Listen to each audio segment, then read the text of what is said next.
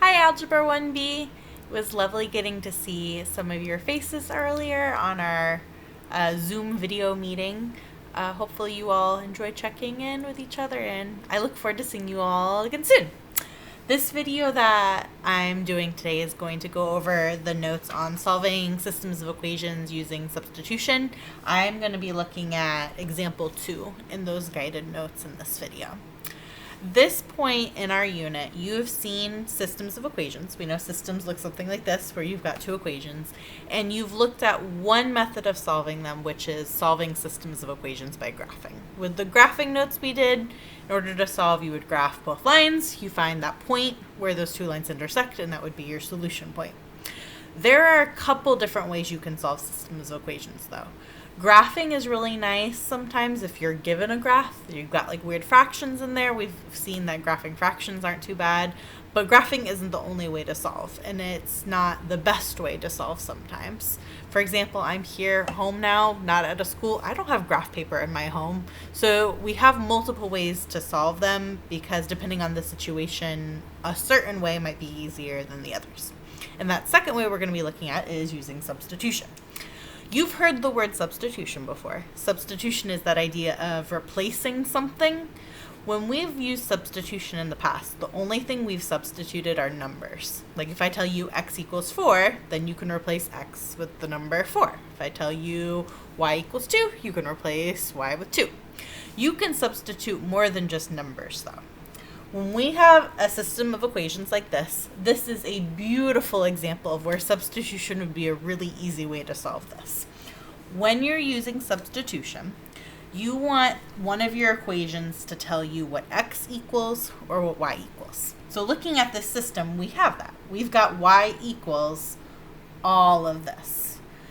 When we talked about substitution earlier, we said sometimes you can substitute numbers. You can also substitute expressions like this. Y equals 3x plus 2. So I can substitute all of that for y. Now the question you should be asking is, where are we going to substitute that? Well, we know y equals 3x plus 2. I've got another equation with a y here. I can go ahead and substitute y with all of this. So replacing the y right here with all of that. When we do that, everything else is going to stay the same. So we still got 2x, we still have plus, we still have the 2. The only part that's going to change is the y. So I'm going to replace y with all of this. And because right here it was multiplication, we still need to use multiplication and say 2 times, instead of y, I'm going to write 3x plus 2. And then keep going, equals 12. Now what we just did is really helpful. It's really helpful because now we have a single equation, which I wrote, I guess on your screen it looks like in black, which I wrote in black. And that single equation only has one variable. Looking at this equation, what are you just dying to do? Well, we can solve it now. We couldn't solve these earlier because they had both x and y in them. But now we've got an equation we can solve for x. If you want to go ahead, pause the video, do that yourself. Okay, so I'm assuming you've solved it by now. If we wanted to solve this, we would start by distributing our 2, get 6x plus 4. Then you can combine your like terms. You could subtract your 4 on both sides, and then divide both sides by 8 and get x equals 1. Now there's something else you also know from the previous lessons. When you were solving systems of equations by graphing, think back to what your answer looked like. Your answer looks like a point. It looks like a coordinate with an x and a y in it. Look at what we've got. All we've got right now is an x. So we've started solving, but we haven't finished solving. We know what the x coordinate is for our solution point, but we need to find the y coordinate. Look at everything we know in this problem. We know a system, and now we know the x coordinate. What do you think we could do to find out what y is? Well, we have the value of x. We can kind of use a similar process of substitution to figure out what y is. So what I'm going to do is I'm going to make some room for us. I have got these two equations still, and I have got x is 1. I can substitute x is 1 into an equation and then use that to solve for y. Now you might be asking yourself, which equation are we going to use? You can really use either. I'm looking at these equations. I think this one looks a little easier to substitute, so I'm going to choose that one. If after I do this, you want to, at home, check to see if it would work for this one, you should get the same answer. But using this equation, I'm going to substitute 1 for x. So now it says 3 times 1 plus 2. When I do that, I get y equals 3 times 1 is 3 plus 2. Y equals 5. And now I have all the information I need to write my final answer, which would be the solution point 1, 5. If you do have graph paper at home, if you were to graph both of these lines, guess where those lines would intersect? At 1, 5. So this is a different way you can use to solve systems of equations, and this way is really great when you're at home, like me, without graph paper, or just depending on what the system looks like, right? If we wanted to graph this, would you be able to graph immediately? Well, look at that system. You'd be able to graph this one immediately, but you would have to solve this first, then you would have to break out your graph paper, your ruler, graph both lines. So substitution is an easier method to use when you've got an equation that begins y equals, or even an equation that begins with x equals.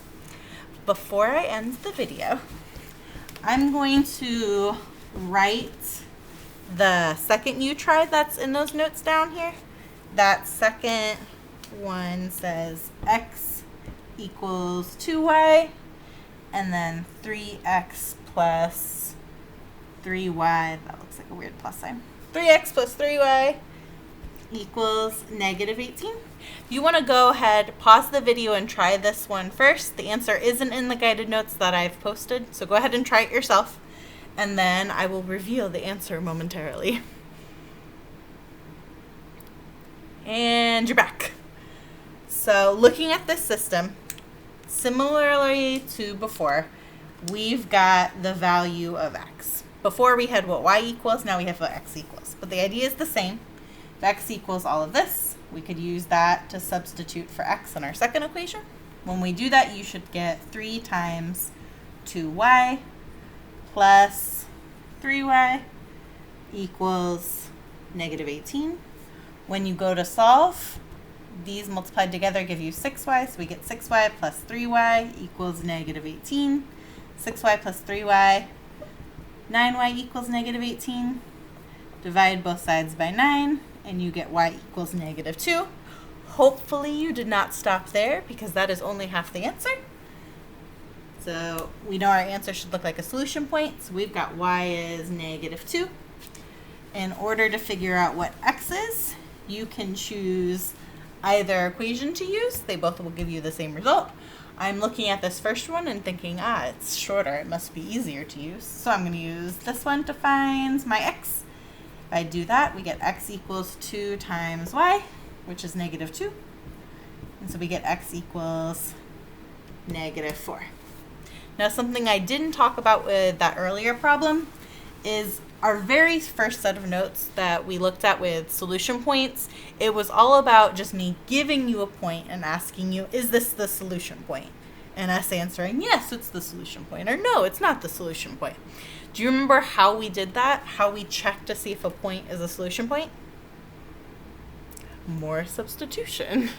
So if you get a final answer like this and you're at home, you're like, I'm teaching myself, I'm just not really feeling confident about this, you can check every single one of these. And you can check it by doing the same thing you did in lesson 1, which is substituting it. Substituting both x and y into both equations, and both equations should give you something that's true.